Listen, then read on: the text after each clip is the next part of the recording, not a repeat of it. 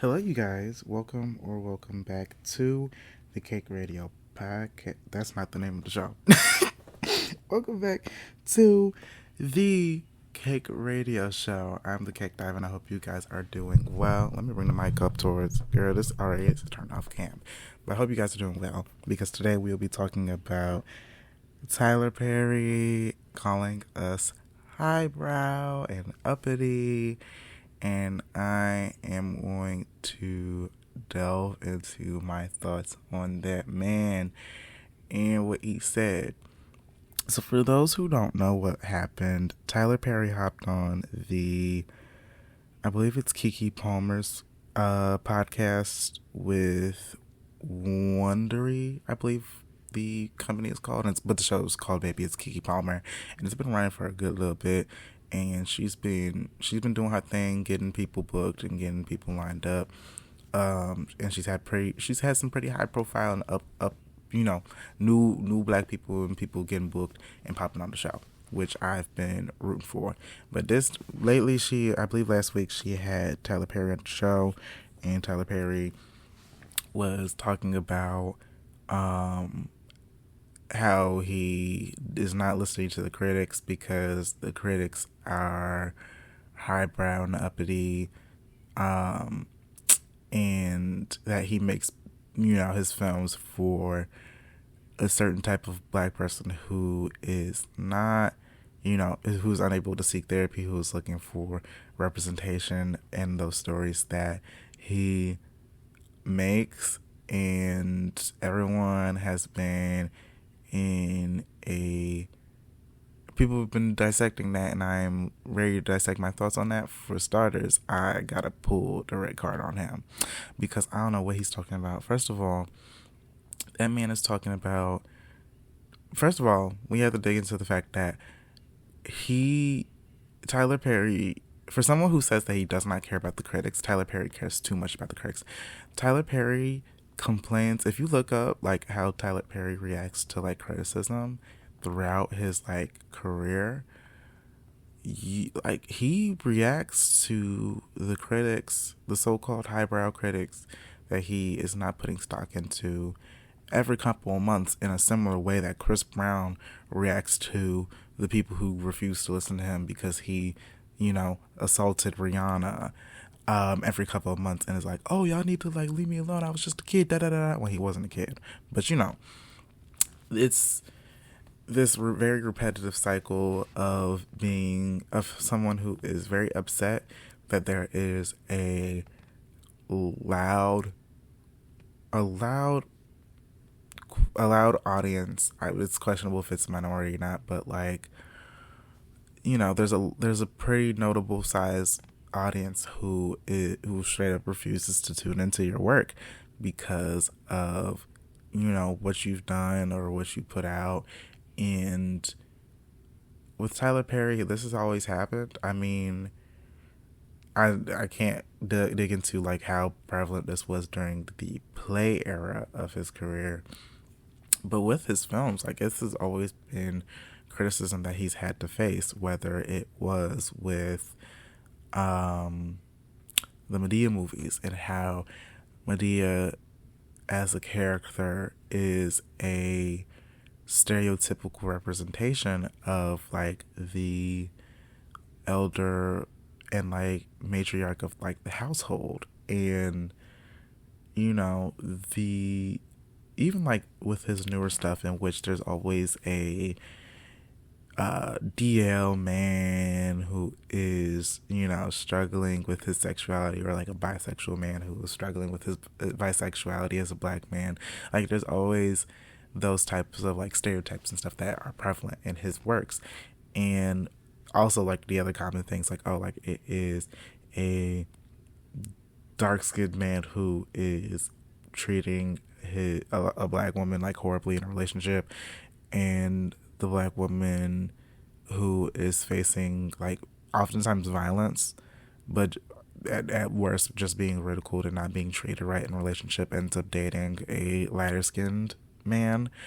The These common threads have always been things that people have critiqued throughout his career, and it's not. It's I feel like it's very odd for Tyler Perry to continue to act shocked and act like he doesn't care, because the thing is, like, he does care, but he doesn't want to do anything about it. He just wants people to accept the slop.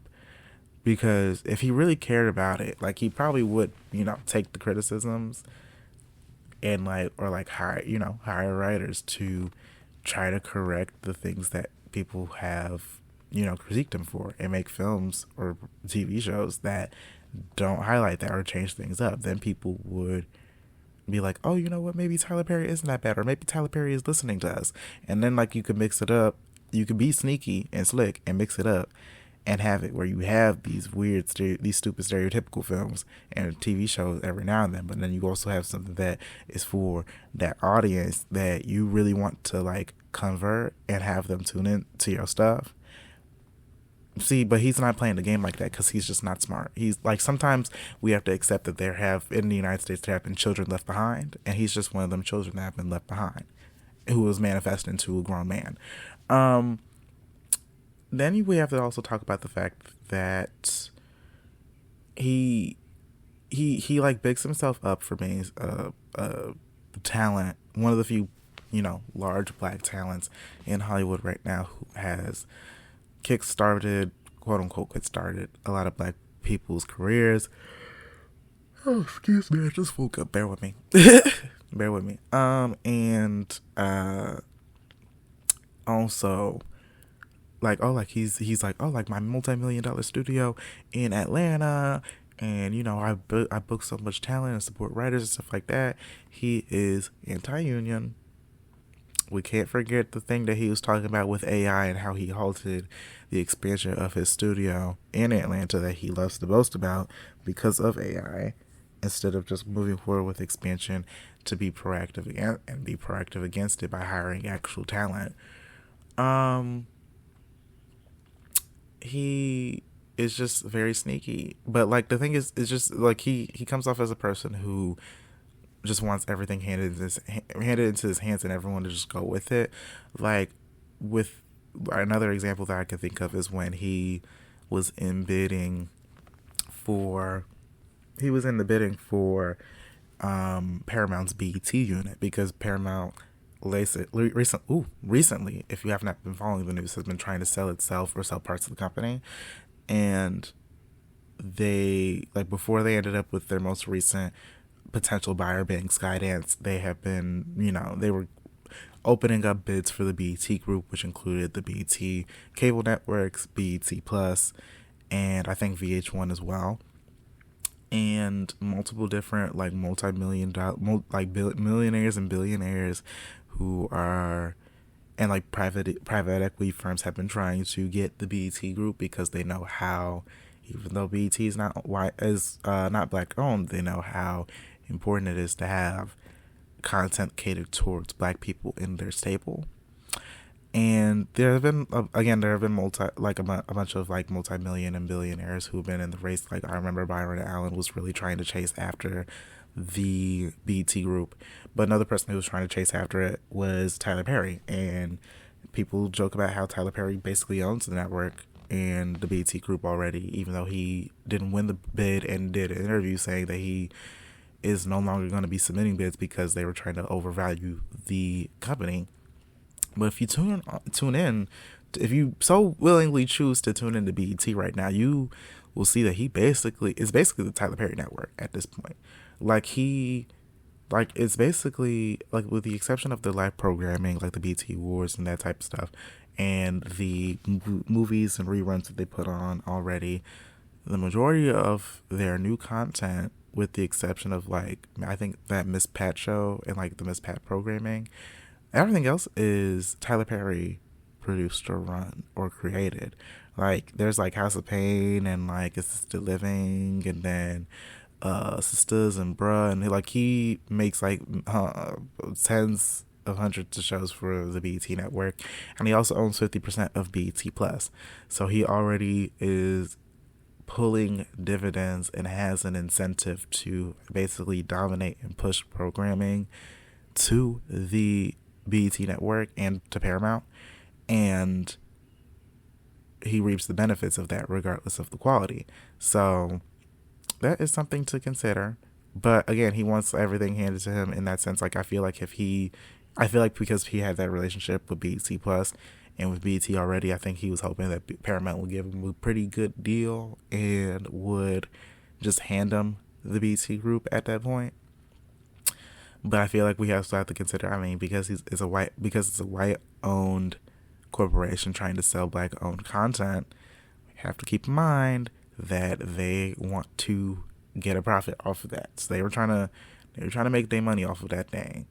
And I mean, they just gave up. They're not trying to sell it to anybody else. I think at this point they're trying to spin it off to like a private equity group that includes the people who already run the company as is. So he's not even like, but they're still going to work with Tyler Perry because they bring in a lot of viewership to the channel. But circling back to the uppity comment, the highbrow comment that he has said, the other thing that I wanted to note is the fact that he is changing up who the critics are and who he makes content for. Because if you looked at his plays and even some of his earlier films, which were based off of said plays, you would realize, and even like if you look at some of his early interviews and stuff like that, you would notice that he, in the past, saw himself as someone who was divined by God, someone who had a calling to make films and shows that brought people to faith, essentially. And like the majority of those projects basically involved, the lead or whoever was involved or whoever was going through stuff to essentially end up, finding God or ending up in the church and committing themselves to God, and them eventually like working things out in their life because of them finding their faith. And there's nothing inherently wrong with that. But the issue that I have was that the content was the content was very clearly catering to the the highbrow presenting, like, and when like the people he's calling highbrow are like the very people I would consider people that he was courting. And like the people in the past that he was courting to were like church going, older, like black women and women in general who were essentially, presenting themselves to be bigger and like highbrow than they ended up really being in terms of like finances and just in their life in general. So, and it's not even a woman thing. It's also just like it really was just black audiences in general. But then, obviously, now since he's been in the game for so long and he has netted so many deals with so many different distribution companies, and because he has deals with Amazon, he has deals with Netflix, he's sitting on his deal with Paramount and BET right now. He like is still like kind of flirting with Lionsgate every now and then, even though that deal with them ended. He really has the money and the clout and like the partnerships to really do whatever, as well as the multi-billion-dollar studio in Atlanta, which he is like there's gentrification that's involved with that expansion. And obviously I'm not as fully versed as I would love to be on this topic, but I also have to bring up the fact that he has been quiet on Cop City that's going on in Atlanta. So there's that to also consider as well. But there is just like, again, like the nowadays, because he has like all this access and all this capital, and he really doesn't have to cater to that audience anymore. Well, it's not even that he doesn't have to cater to that audience anymore. Now it's the fact that he's so far removed from that audience and from, I would say, his faith. Like, he is so far removed from the experiences that he's had in the past, because now he's super rich. He's like godparent to Meghan Markle and, that royal family's the baby or whatever. And again, all these deals, all this capital, the studio, he really feel like he's so removed from the black community that now he kind of is struggling to have full insight as to what goes on. So now the quality of his work has dropped as a result of that. He's now trying to switch up and be like, well, like, you guys are highbrow, and like, I'm not trying to listen to the highbrow critics and the uppity critics. Like, now I'm just trying to court those. Like, he's trying to big up and like pretend as if he cares about like the everyday black person, and that is just not the case. He is basically trying to court that because he knows the quality is low, and he's just like, oh, like, if I like, he knows what he's doing and what he's saying. If he pretends as if he cares about the people who don't have access to therapy and the people who are going through these things in life, he can use that as a play to pretend as if like, oh, like these, like, he's essentially suggesting that people who have these experiences and like, or don't have access to therapy should accept this slop. And the stuff is so low quality compared to even his previous work, to the point in which I feel like it's a disservice to those people that he's saying that he's making this stuff for, to even suggest that is, stuff that they should accept. And, there's then a conversation of like, oh, like, well, who else in Hollywood? Because I actually had a couple of conversations on this with friends and family. But like, I remember having people ask me like, oh, like, well, even with this stuff in mind that you said, like, there's people who are just like, oh, like, but he's still done a lot of stuff for the black community, and he's still done a lot of stuff. Like, he's like, and they also bring up the fact that he is one of the biggest black talent in Hollywood, and is one of the few, to do what he's done. And I obviously can't take away his accomplishments, because that would be a disservice. Obviously, that would be a disservice to anybody. But we also have to keep in mind that this man is greedy, and like, this is like, he's doing greedy decisions here. Like, it is his show. Like, he is not hiring writers. He said recently in that interview that he is opening writers' rooms now, but it took him so long to do that, especially with the criticisms and the stuff that was brought up during the strikes, especially because of the fact that he's anti-union, that he, refused to, even during the strikes, like, he refused to shut down production, and that he, was going to write things completely by himself if he needed to. Like, he was running the show and doing that stuff like that, and he wasn't booking the girls like they needed to, and wasn't paying them the wages that they needed to at the end of the day. And even with the studio that he bigs up, and how, like, he says, like, oh, it brings a lot of revenue to Atlanta and stuff like that, that money is being reinvested into Cop City. Again, won't dig too deep into that because I'm still trying to learn a little bit more on that topic, or at least bring somebody onto the podcast who is more well-versed in that. But still think it's something that's important to bring up here. And it is just, like, that money that he's saying is coming into Atlanta is not being reinvested into the right ways, or getting into black people's pockets in the ways that it should.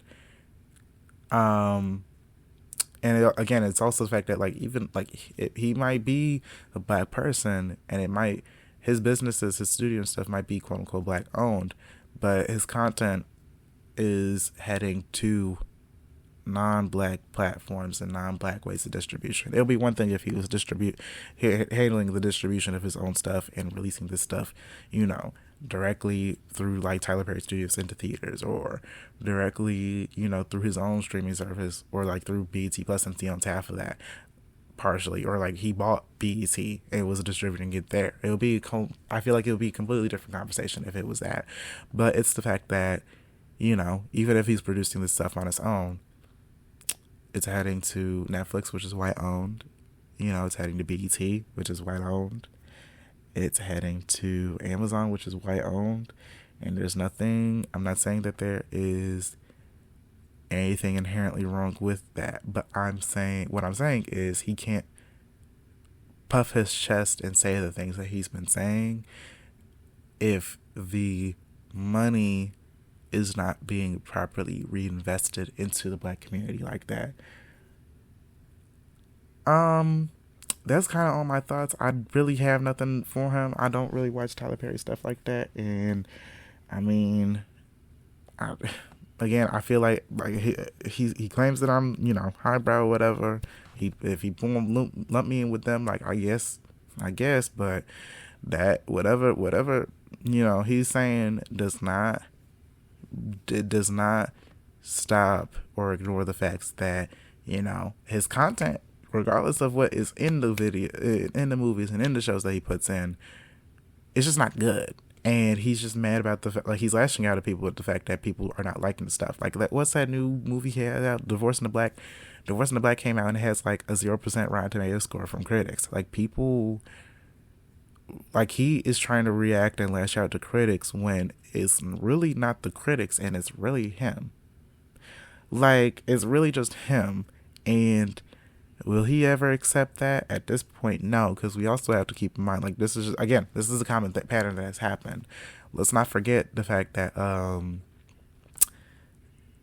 the Boondocks had that episode on Tyler Perry that was making fun of him, and he literally called Warner and said, if y'all, because he had a deal at TBS at the time, and it was like, oh, if y'all don't pull this episode, I am ending my deal with y'all. Like, he is listening to what everybody says about him, everything good and everything bad, and because of the fact that he is listening to those who he is listening to those who are critiquing him, and because we're not accepting what he's putting out willingly and with open arms, he is pissed off with that. And all I'm gonna say is, until he changes the stuff that he puts out and actually cares about the work and actually starts paying and booking the talent what they deserve and reinvesting the money into these communities in ways that actually benefit us, he's just gonna have to be mad. But that's all I got. This has been another episode of the Cake Radio Show. I hope you guys enjoyed this episode as much as I enjoy making these. Be sure to subscribe at Cake Radio Show on YouTube, where you get episodes first, or be sure to subscribe on your favorite podcast platform where you get episodes the next day.